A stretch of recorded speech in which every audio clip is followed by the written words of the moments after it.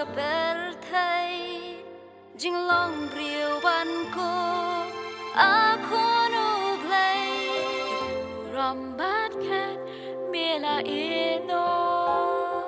jing long red ban ko aku nu glei bor ban pu ram per thengam kwa trai bang long kuma mi nga kwa klem ma mi trai de lei lei nga nom la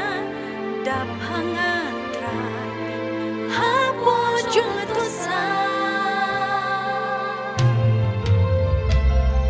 da ba u play u la in kata kata ya ka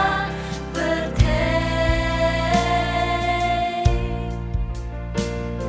kan ba u la ai ti no ya la u kon la ka marwe ba u ei ru u ba nge ha u on om john shu and ray on your kan ching in bom chu go and ray on your kan ching in bom chu go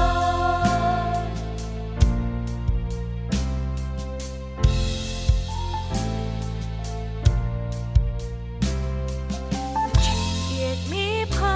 yu kun marwe yang iban sius pa ban perim mem shem la ben non ban palu kon ban long ka len ti ji shi sha ba ka ching